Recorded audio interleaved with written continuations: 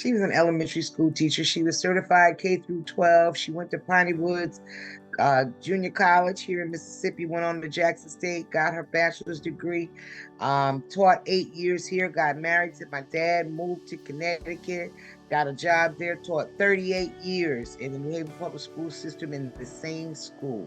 She was the type of person that, back then they had what they call corporal punishment, but she wouldn't pop you before she took you home by the hand to your mama and told her why the next time you did something, she was gonna pop you.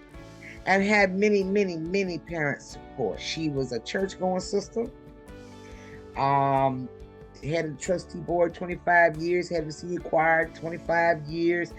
She did her thing. But we were there every Sunday. Every Thursday night was choir rehearsal. Every Friday night was youth. She was a church-going woman. She tickles me because she called herself an old maid. She didn't marry till 28. She said she wanted to get all her living done before she was ready to settle down with one man and have a family. Yes, because I'd be like, Mama, you don't know everything. She said, well, what I know. Now I'm going to pass it on to you. You get it or you don't. If it wasn't her way, it wasn't no way. Not a person to get in your face and just fuss you out. But she would say, now, baby, you know that's not right. That we're going to do it like this because this is the right way to do it. She was a big believer and a starch iron, I call it a card member of the Emily Post etiquette and the book of etiquette. And this is proper. This is what we do. This is how we do it. She was a nurturer in regards to young women, particularly young women of divorce or young single mothers. Like, you don't have to feel like you're alone. There is a group of us here to help you. Baby, what do you need? Matter of fact, let me teach you how to do some things so that you can be more independent. My mother was very insistent in founding an adult club and a youth club. No, you gonna do it. I'm like, I don't wanna, you're gonna. And my mother was a new member of the New Haven Club, which is the older club in New Haven, Connecticut, because we have two there. And before the City Club was founded, she was a member of the New Haven Club.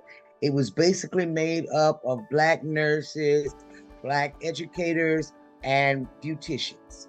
And with that in mind, these women formed a club, but even back then in 76, when the City Club was founded, they had a younger group of members and the more traditional older group of members. The younger members got tired of doing 4 o'clock teas. They wanted to have parties and dances and, socialize among their peers and do business as everybody wanted to do to, empower and impact business and professional women in the African American community. So what happened was a group of the newer members under the leadership of Margaret Watley, who was a veteran member of the New Haven Club, founded the City Club. But Margaret Watley was not satisfied with just another adult club because there was so many of us young people around that did not belong to the Jack and Jills, did not belong, to mothers of sororities. So she founded the adult club, the young adult club, and the youth club. And that's where I came from, the Elm City Youth Club. I'm a charter member of that Elm City Youth Club. I was the first one to receive the first scholarship the Elm City Club ever gave. I went on to Fisk University. While I was in Nashville, Tennessee, I was under the watch care of the Tennessee State Beta Psi. And from there, when I returned home, I moved into the Young Adult Club. I transitioned right in. And the Young Adult Club was starving. When I say starving, they had started with their 10 members and they had grown to about 14. But at that time, those women were still in that middle segue of liberation. So, working, being young wives, and then having babies took their time. So as a young person at the age of 22, I went into the Young Adult Club. We only had 3 members. So I pulled in my friends that were returning from college, working in New Haven. And that's how I got into it. As a Young Adult Club member, I then became president, moved on. One of our governors in the Northeast District, Dorothea Lee, saw some potential in me and appointed me as the Then it was called the District Director of Youth, Young Adult, and Young Men, which we now call the Youth Leader. I did that for 5 years, and then when I returned, I had gained so much knowledge and experience, so I moved immediately to the adult club and was the youngest member of the adult club. And from there, upon my retirement in 2022, I knew that I was moving to Mississippi. I knew it was automatic that I would be a member of the Jasper County Club because my mother had come from Connecticut to Mississippi in '98, and she founded this club. And I'm a life member, so it was no question where I would land. And that's where I am now. And I look at those young people, and it's very important that we start them early. Now, the way we did it in Elm City Club is we had what we call the BNP babies.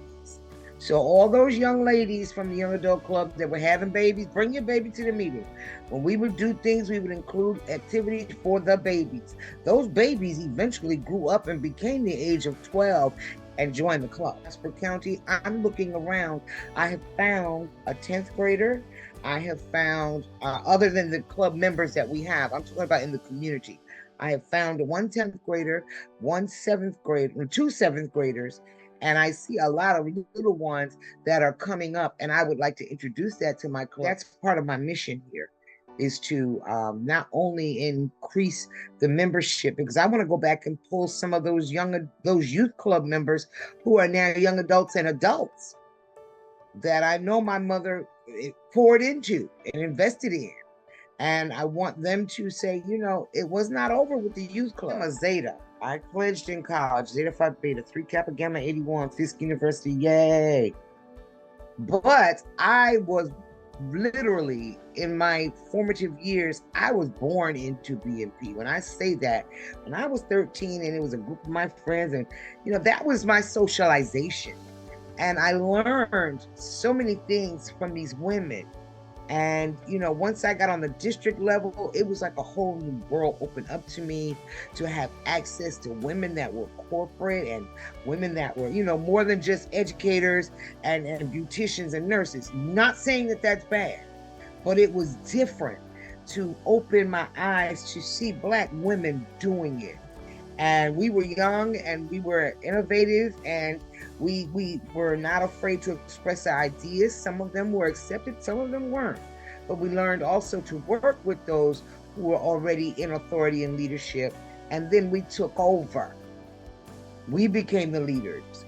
And I am still with BNP because this is an organization that is very important. It is not a sorority.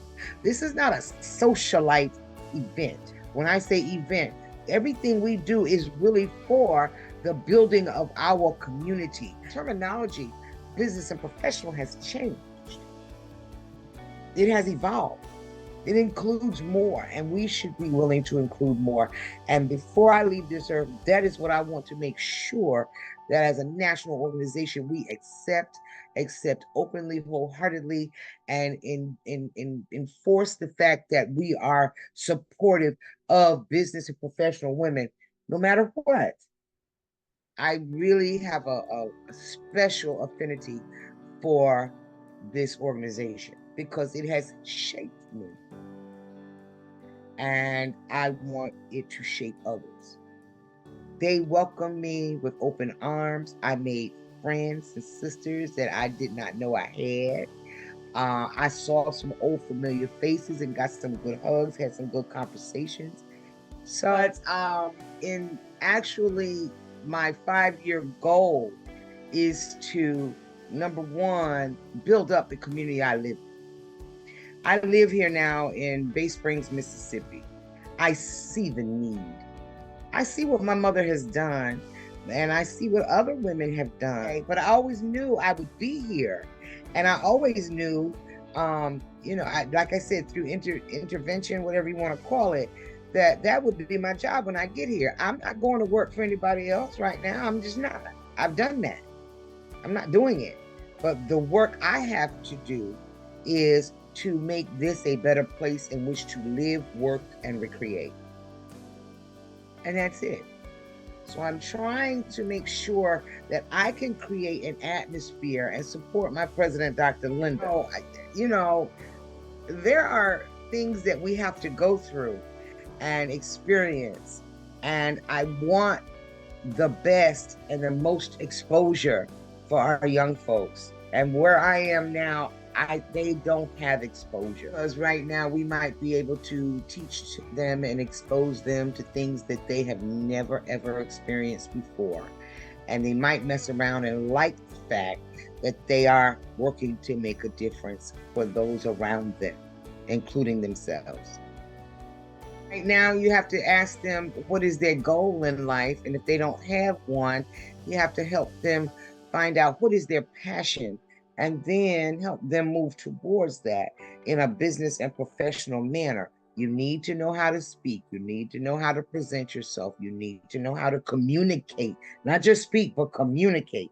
That means listen, hear. You need to know how to negotiate.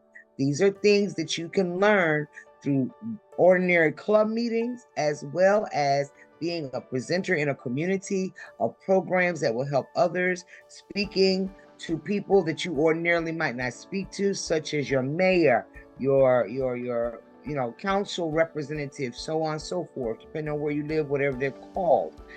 These are things that you can learn by getting up in your club meetings or in your activities and learning how to do a welcome, learning how to do an overview, learning how to thank people, learning how to, sign people in for documentation of what you've done, so you have data when you want to go get a 501c3, etc. NANBPWC has taken me to many, many states. I've met many, many people. Los Angeles, California, Reno, Nevada, Fort Lauderdale, Florida, Miami, Florida, New York, New York, Rochester, New York, Wisconsin, north side of Pennsylvania. Where else have I been? Texas, Dallas, Fort Worth, Houston, DC, Maryland, Baltimore, Maryland. Yeah. Sojourner Truth.